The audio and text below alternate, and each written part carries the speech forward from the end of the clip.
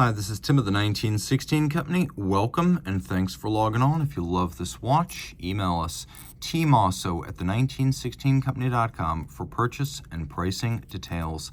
Today we discuss a model launched in 2013, a visual representation of its builder's boundless ambition for improvement. This is the Bethune DB28 Skybridge, conceived by brand founder and watchmaking lead Denis Flageolet as a visual embodiment of his ambition to move upward in chronometry, durability, scientific breakthroughs underpinning the movements he makes and the designs he crafts, as avant-garde in appearance as it is in engineering. It is the embodiment of its maker's ethic and ambitions. The watch is big, though it doesn't wear quite as large as its basic dimensions suggest. In grade 5 titanium, the watch is 45 millimeters in diameter, and then from lug tip to lug tip, there's a couple of ways to measure this. This actually has the shortest set of lugs that Bethune makes, which is a rare sight on their larger watches. So maximum extension, it's 50.5 millimeters from lug to lug. Under compression, the spring-loaded variable geometry floating lugs, only 47.3 millimeters across the wrist. And then there is a 26 millimeter spacing between the lugs, and the watch is 13.2 millimeters thick. In grade 5 titanium with sapphire over the case back as well as the dial, it wears light.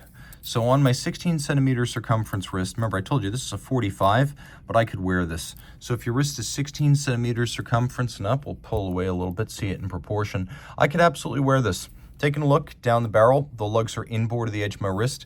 It's not as thick as you think. It's sheer and cylindrical, but it's not as thick as you think. Only from over the top, which exaggerates the width of the watch, does it look large. But remember, this right here is the true angle, and this shows that the watch fits. So 16 centimeter circumference wrist and larger.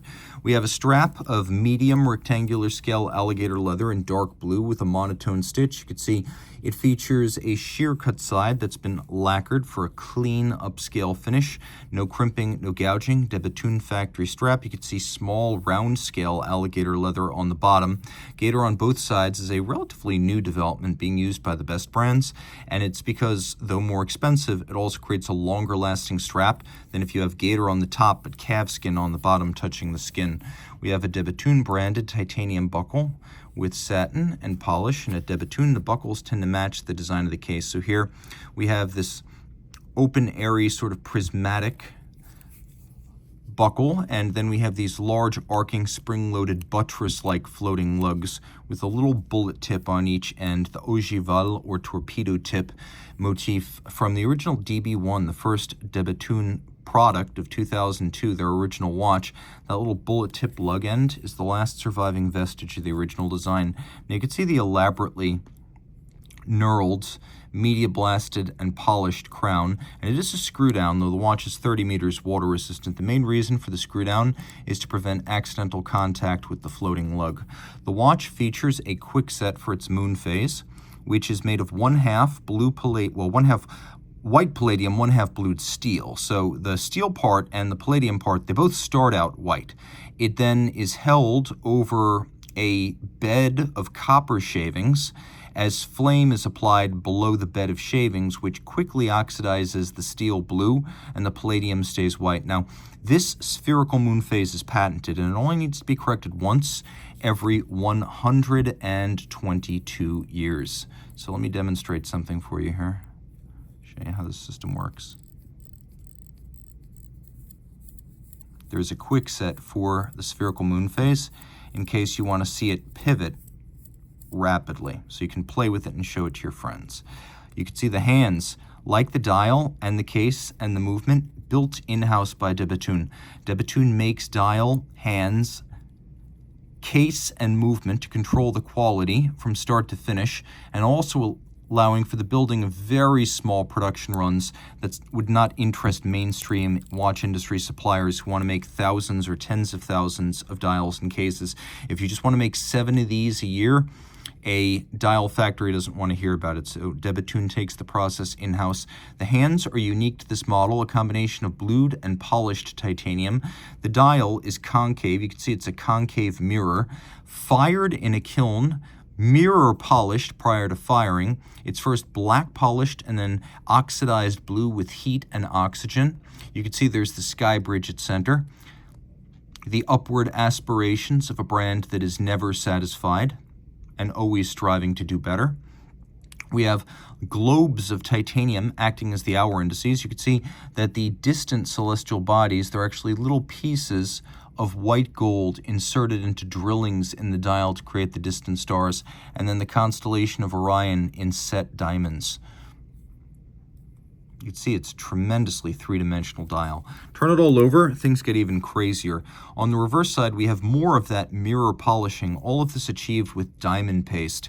And then 2 barrels, which cannot accidentally be overwound. You cannot overwind this watch, even though it's manual wind.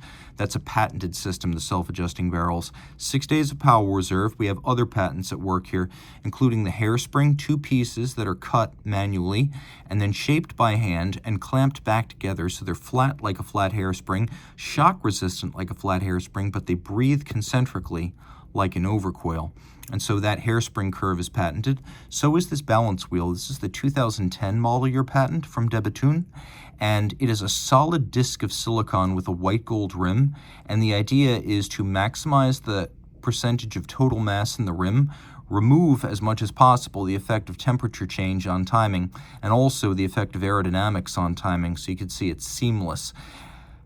Yes, it is patented as well, so let's count the patents. Floating lugs, the 122-year spherical Moonphase, the hairspring curve, the balance wheel, the twin self-adjusting barrels, and then we've got another one here, 1, 2, 3 shock protection springs. This is called triple parachute, and it improves both durability, so you're not going to damage the watch via shock, but also improves chronometry. Short of damage, it improves timekeeping. And you can see the center, we have a actual cap on top of the barrel bridge, so you'll note there are 2 stacked bridges, one on top of the other. The jewel sinks are immensely recessed and polished, and the bevels on the edge of the bridges are as good as any in the business. Grubel Forsey does no better. I'm not sure how well you can see it, but the teeth of the ratchet wheel are also micro-beveled on their sides. The ratchet wheel features snailing, and so do the barrel covers. We have a bridge at center that acts as the anchoring point for the triple parachute springs, and you can see that they are polished on their tops and beveled on their sides. The base plate is media blasted. Look carefully and you'll see the company's silicon escape wheel design, which reduces friction and susceptibility to magnetism. You'll also note that the bridge underneath the bridge cap has Côte de Bethune, and you can just see them peeking out from underneath on each side, underneath each triple parachute spring. It beats away at 4 hertz.